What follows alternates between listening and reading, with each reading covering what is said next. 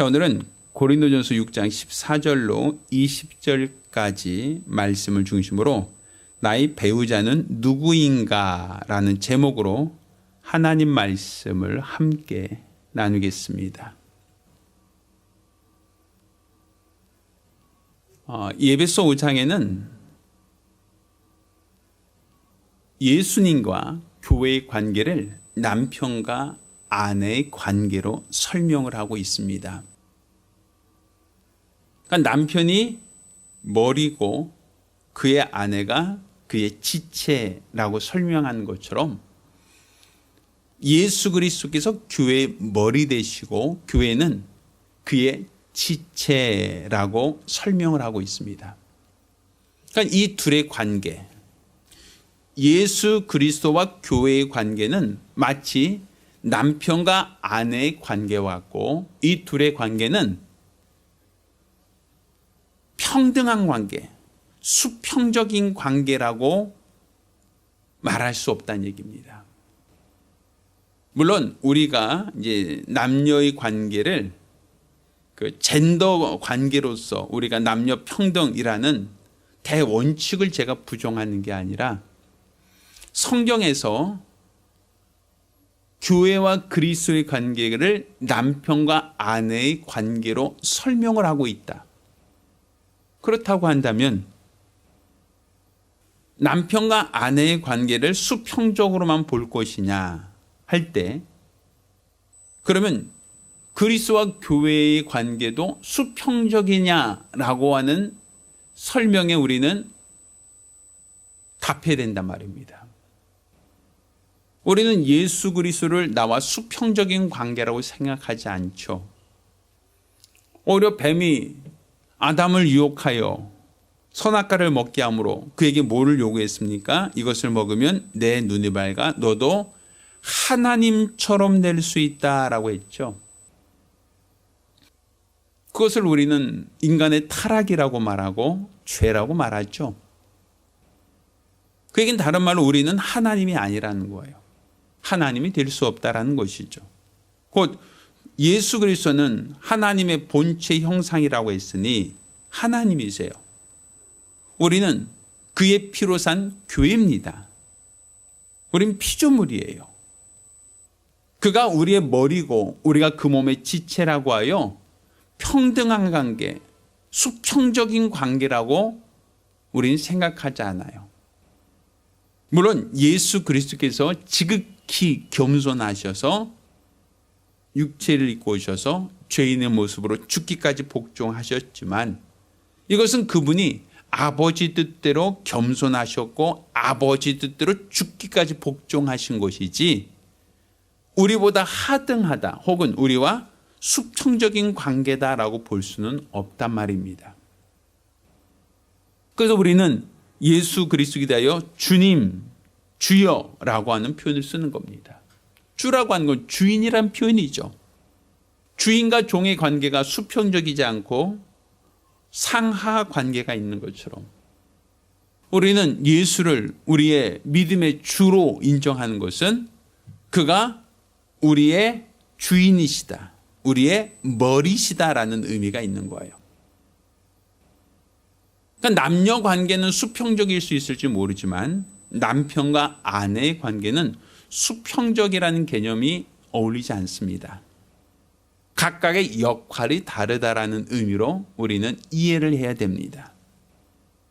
물론 그것이 수직적인 관계입니까? 라고 할 때 그리스도와 교회의 관계가 수직적이니까 우리 남편과 아내의 관계도 수직적입니까? 라고 하면 물론 그리스도 예수와 몸의 관계에서 우리는 수직적 관계를 얘기하지만 그렇지만 남편과 아내의 관계는 굳이 수직적이라고 하는 표현보다는 역할의 차이가 다르다라는 의미로 저는 설명하고 싶어요. 머리와 몸의 관계는 다르다라는 것이죠. 원래는 정자와 난자가 만나서 하나의 세포에서 시작되는 겁니다. 같은 세포에서 분화돼서 하나는 머리가 되고 하나는 손과 발과 오장육부가 되어지지 않겠습니까? 같은 세포가 분열되어서 인간은 머리도 되고 손과 발과 각 지체가 된단 말입니다. 그러니 원래대로 한다면 하나의 세포예요. 하나의 세포 안에는 위계가 없어요. 그 세포 중에서 어떤 것은 머리가 되고 어떤 것은 손과 발과 오장육부가 되니까 그것은 기능적인 차이가 있다라고 볼 수 있는 것이죠. 그렇지만 예수 그리스도 우리 관계는 하나의 세포라고 말할 수는 없잖아요.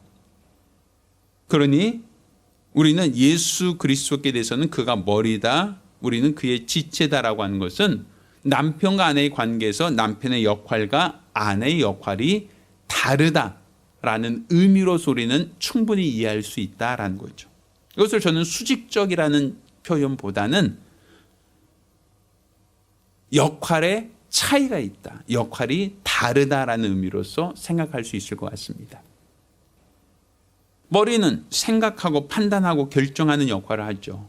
그렇죠? 몸은 생각하고 판단하지 않아요.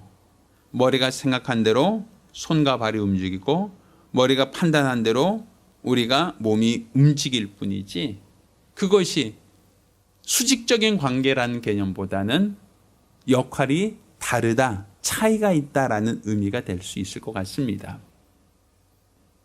자, 그런데 왜 하나님께서는 예수 그리스도를 교회의 머리라고 하셨는가? 그리고 교회를 그의 지체라고 표현하고 있는가? 그것은 우리 교회는 철저히 주님의 말씀대로, 주님의 뜻대로 순종하는 관계이기 때문입니다. 예수님께서 말씀하신 대로 몸이 움직이는 거예요. 예수님이 뜻하신 대로 몸이 움직여야 건강하고 정상적인 교회가 되는 겁니다.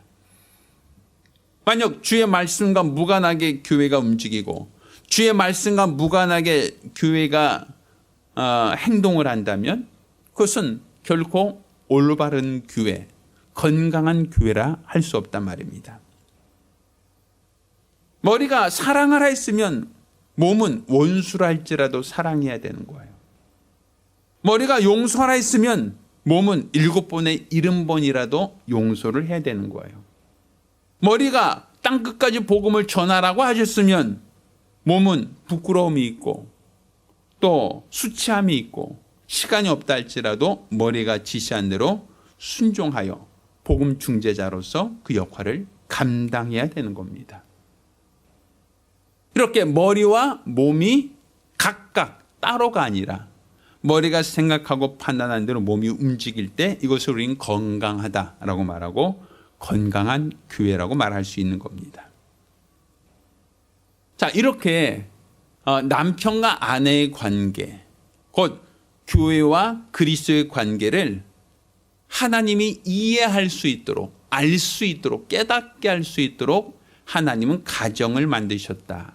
그러니까 가정을 만드신 주체가 누구신가? 하나님이시다라는 거예요. 분명 하나님이 아담을 만드셨어요. 그러니까 아담을 만드신 하나님이시죠. 그의 갈비뼈를 취하여 돕는 배필을 지으셨어요. 그러니 그 돕는 배필을 만드신 것도 누구시다? 하나님이시죠.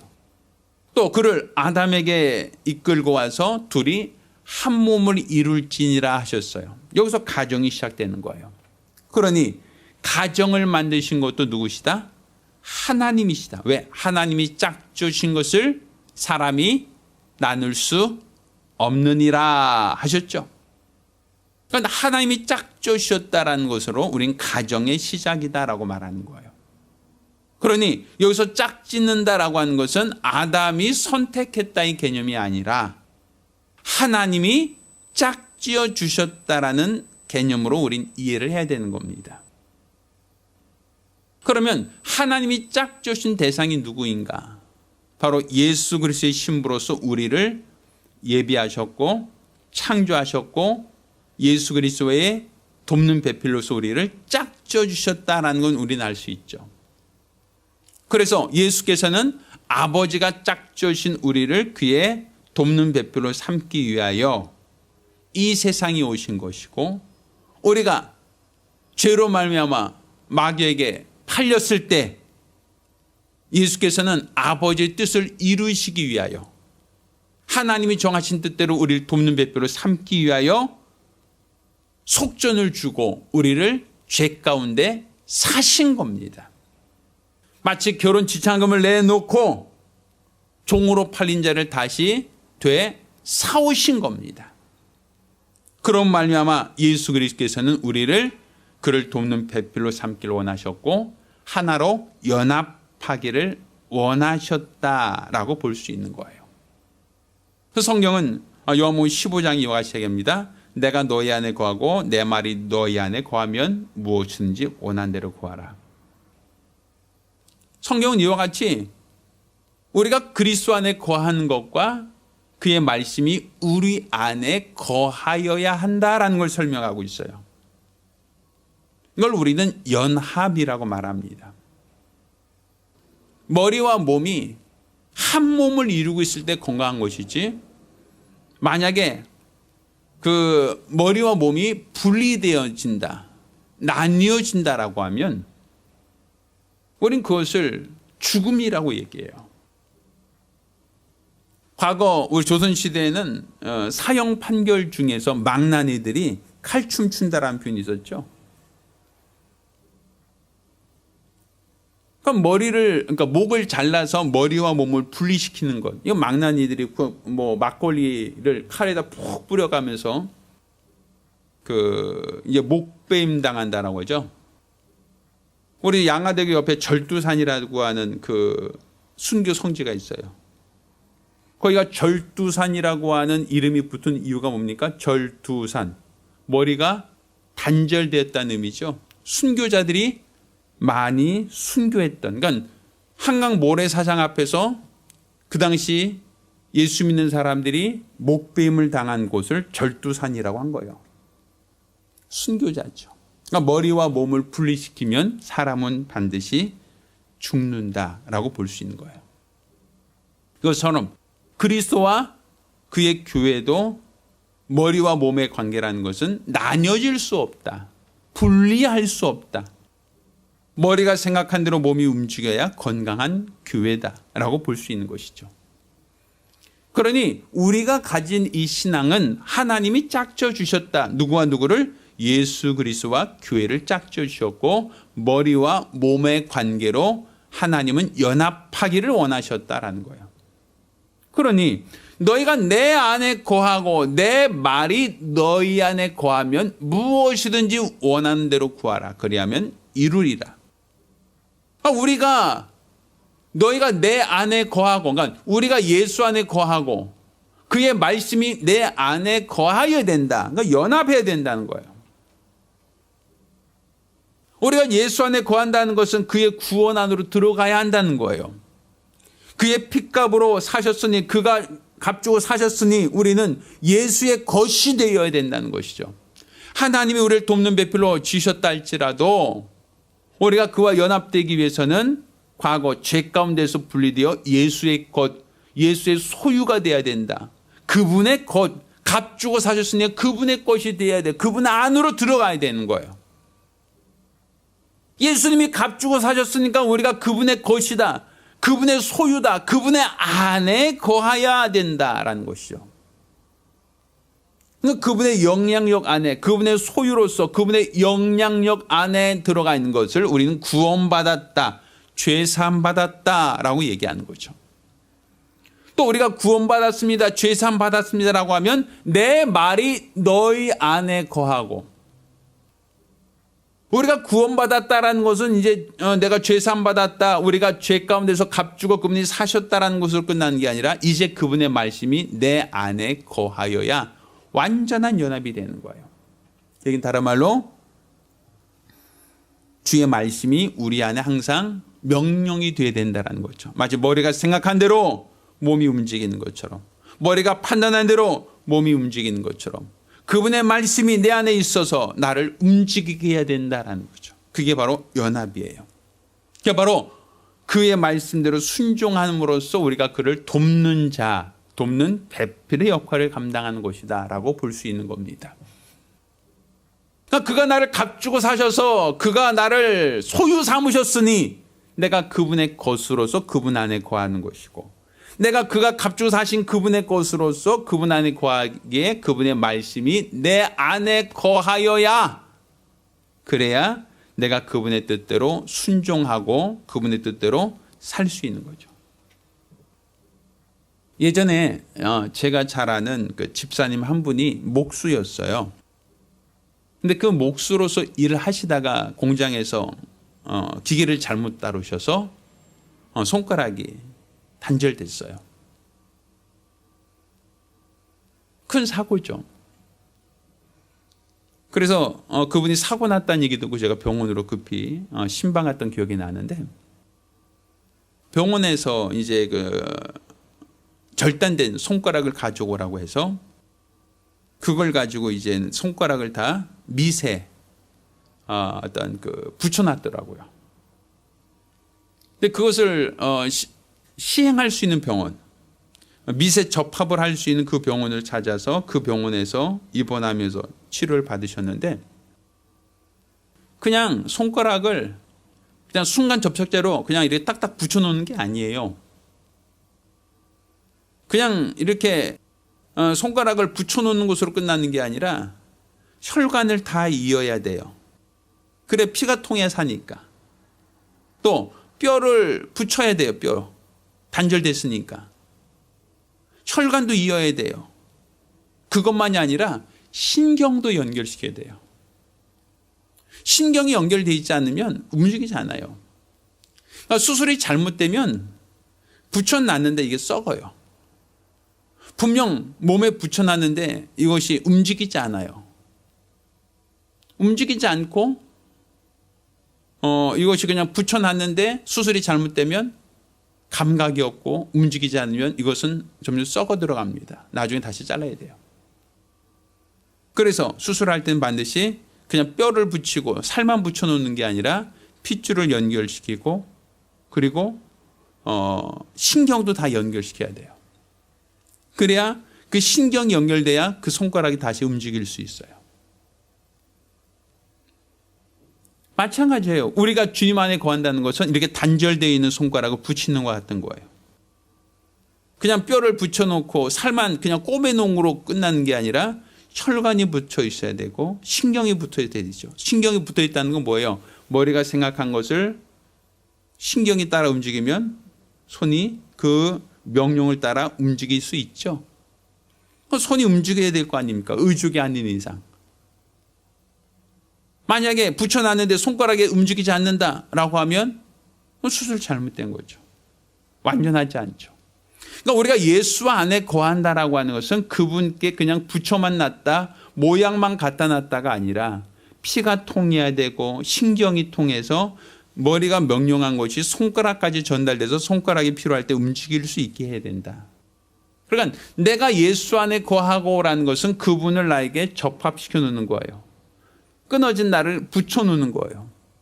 그리고 내가 그분 안에 있으니 신경을 연결시켜서 머리가 생각할 때 손가락이 움직이는 것처럼 손가락을 움직일 수 있게 내 주님의 명령이 내 안에 있어서 나를 움직일 수 있게 된다. 이게 둘의 관계예요. 이거 바로 돕는 배필이라고 말할 수 있는 것이고 예수와 우리의 관계라고 볼 수 있는 것이죠.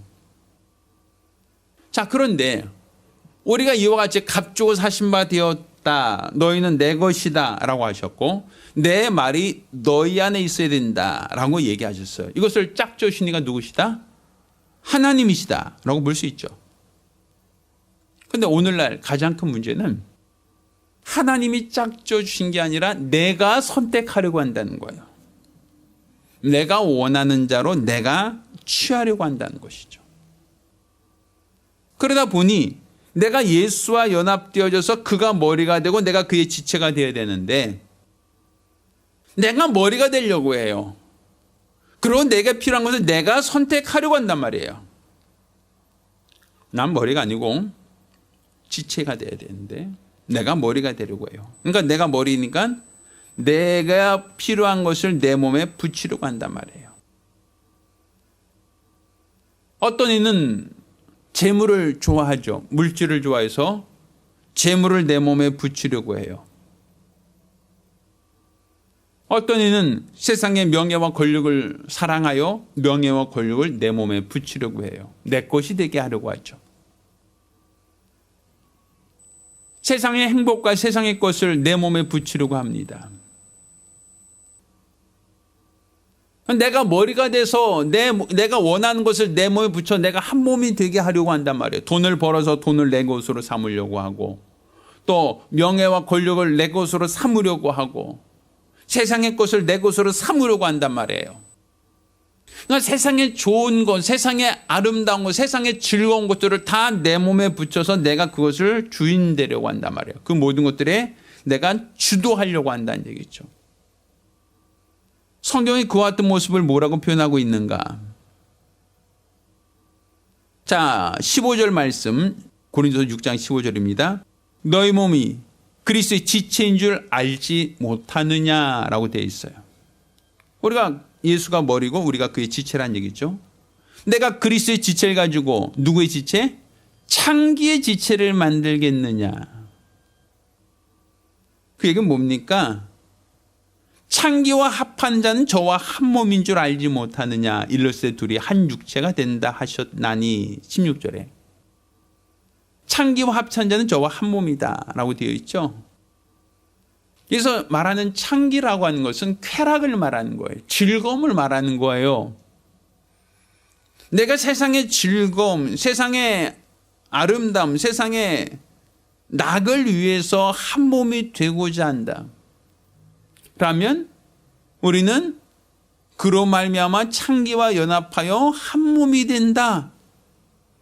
세상 사람들이 자기가 즐겨하는 것, 세상의 아름다운 것, 세상의 좋은 것으로서 내가 소유하려고 하고 그것을 내가 한 몸이 되려고 한다면 창기와 합하여 한 몸이 되는 것이다라고 되어 있거든요. 물질이라고 하는 것도 성경은 우상적으로 표현해요. 맘모네라고 하요. 우상이라고 표현하고 있거든요. 세상의 성공이나 세상에서의 어떠한 즐거움이나 세상에서의 쾌락이나 이 모든 것들이 바로 우리를 꿰고 있는 창기와 같단 말이에요. 예전에 저희가 이제 영등포 역에서 제가 신학교 다닐 때 항상 대전역까지 이제 매주 올라와서 통학을 했어요. 대전에 신학대학이 있으니까 저희 집에 이제 그나마 이제 가까운 영등포역에서 통일호 열차를 타고 대전역에 내리고 거기서 이제 일주일간 수업한 다음에 주일날 봉사하기 위해서 다시 올라온단 말이에요. 근데 그 당시 이제 영등포역에서 딱 내려서 지하차도 딱 올라오면 좀 부끄러운 얘기지만 그 사창가가 있었어요. 그 당시는 그 지하차도 딱 올라오면 그 여인들이 쭉 줄 서갖고 학생 하면서 막 부르고 막 어떤 사람 막 손잡고 끌고 가고 막 그랬어요. 유혹하죠. 학생 이리 와봐 하고 유혹하죠. 제가 이제 살던 집이 이제 서울 아주 도심가보다는 조금 변두리 지역이 있다 보니까 가다 보면 그 쇼윈도에 이렇게 한복 입은 여자들 아니면 양장 입은 여자들이 쭉 이렇게 있고 그냥 이 형광등으로 이렇게 빨간색 형광등으로 이렇게 돼 있는 그런 집들이 쭉 이렇게 돼 있었어요. 물건 파는 집이 아니라 여성들이 젊은 여성들이 거기서 이렇게 있으면서 지나가는 사람 호객하는 마치 이제 사창가죠. 그런 지역이 저희가 이제 가는 집으로 가는 길목에 있었단 말이에요. 지나갈 때 항상 불러요. 학생 놀다가 학생 들어와봐 이렇게. 그러니까 창기라는 것이 뭐예요? 쾌락을 위해서 우리를 유혹한 자가 있다는 거거든요. 세상에 좋은 것, 세상에 아름다운 것, 세상에 좋은 것을 그들에게 보여주며 우리를 꿰고 유혹한 자들이 있다는 얘기죠. 그러니까 우리가 지금 신앙생활하는 이 중에도 세상의 유혹이 참 많아요. 어떤 이는 물질의 유혹을 받고 어떤 이는 세상의 명예, 세상의 권력, 세상의 것으로서 우리를 끊임없이 유혹하고 우리와 한 몸이 되자라고 한단 말이에요. 이렇게 세상 것을 사랑하여 세상 것을 탐닉하고 세상 것을 좋아하는 것을 성경에는 둘이 한 육체가 된다. 창기와 합찬 자는 저와 한 몸이다 라고 말하고 있단 말이에요. 지금 우리를 지으실 때 하나님은 누구와 짝져 주셨다? 그리스도와 짝져 주셨다. 그를 머리로서 우리를 그의 몸의 지체로서 짝져 주셨는데 우리가 머리 대신 그리스도를 따르지 않고 우리가 스스로 머리가 되어 우리가 창기의 지체가 되려고 하고 우리를 유혹하는 것, 우리를 꾀는 것, 우리를 시험하는 그 모든 것들을 우리가 따라가고자 한다면 우리는 그와 한 몸, 한 육체가 될 수밖에 없다는 거예요. 그러니 하나님이 짝져 주신 것은 세상의 쾌락이 아니에요. 세상의 아름다움이 아니에요. 세상의 부유함이 아니란 말이에요. 그 모든 것들은 우리를 유혹하고 시험하고 우리를 꿰는 것들이 있지 결코 우리가 한 몸을 이루어야 할 대상은 아니다라는 것이죠. 하나님이 짝져 주신 것은 예수입니다. 우리를 그리스도를 돕는 배필로 정하신 것이지 우리를 세상에 좋은 것, 세상에 아름다운 것, 세상에 즐거운 것을 위하여 우리를 내어주신 게 아니다라는 것이죠. 그러니 우리가 가질 이 신앙이 무엇인가? 우리가 가질 이 믿음이 무엇이겠는가?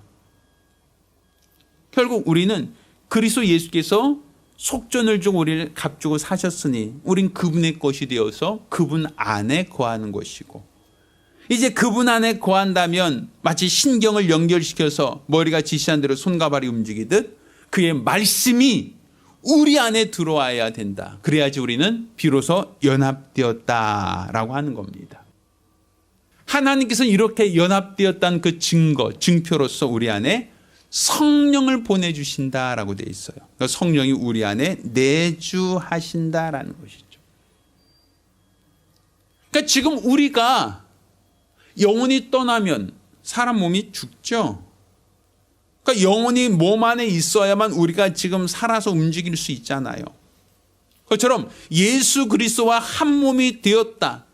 한 지체가 되었다라고 할 때 하나님의 영이 그 안에 거하여 성령이 내주하신 자가 된단 말입니다. 성령님께서 무엇을 하세요? 우리 안에서 내가 너에게 한 말을 기억나게 하신다 하셨죠. 그러니까 성령께서 내 안에서 무엇을 하시냐? 머리가 지시한 것, 머리가 명하신 것, 우리 주님이 명령하신 것을 나로 기억하게 하고 나로 그것을 행동하게 하신다. 그러니 성령은 결국 예수 그리스도와 우리가 한 몸이다. 그분이 내 안에 거하신다. 내가 그분 안에 거하고 있다. 우리가 연합되어져 있다. 그러니까 나의 배우자는 바로 그리스도 예수시다. 이것을 보증하시니까 성령님이시다라는 거예요. 그러니 우리가 예수 그리스도의 것으로서 그와 연합된 자가 정상적인 신앙생활이고 건강한 성도라고 말하는 거예요. 우리가 예수를 믿습니다 라고 하면서 내 안에 말씀이 없다. 예수를 믿습니다 라고 하면서 세상의 쾌락을 쫓고 세상의 물질을 쫓고 세상의 아름다움과 즐거움을 쫓아다닌다고 한다면 우리는 과연 예수가 내 머리신가? 내가 그의 말씀대로 순종하며 믿음으로 살고 있는가? 우리 자신을 진단해보고 거울로 비춰봐야 될 필요가 있는 겁니다. 아까 설교 전에 손가락이 절단된 우리 집사님 얘기했죠. 수술이 다 끝났는데 이제 목사님 이제 이 손가락이 잘 움직일 수 있도록 기도해 주세요. 왜? 붙여놨다고 끝난 게 아니에요. 이게 움직여야 된단 말이에요. 안 움직이면 그냥 붙어있는 것으로 만족할 수는 없다는 거 아닙니까? 여러분은 단지 그분 안에 들어왔다는 것으로 만족하십니까? 그분의 말씀이 내 안에 들어와야 되지 않겠습니까? 그분의 명령이 내 안에 들어와서 그분이 나를 움직이게 해야 되지 않겠습니까? 세상 것으로서 여러분이 즐거워하고 세상 것을 탐하고 세상 것을 따라간다면 결코 그리스도의 지체라 말할 수 없습니다. 우리는 그리스도와 연합한 한 영이 되어야 돼요. 한 몸이 되어야 됩니다. 창기와 연합하여 창기의 지체가 되어서는 안 된단 말입니다. 우리는 예수께서 값주고 사셨으니 그분의 것으로서 그의 말씀이 내 안에 들어와 나를 살게 하고 나를 움직이게 하고 나를 일하게 해야 됩니다. 금년 한 해 이제 한 달밖에 남지 않았습니다. 머리 대신 예수께서 나를 값주고 사셨으니 이제 그의 말씀이 내 안에 들어와 내가 그의 돕는 배필로서 그의 배우자로서 우리 주의 명령에 순종하는 자가 되기를 예수 이름으로 축원합니다. 주의 말씀이 명령이 되고 주의 말씀에 순종함으로 예수와 연합된 복된 성도가 되기를 예수 이름으로 부탁드립니다. 할렐루야. 기도하겠습니다.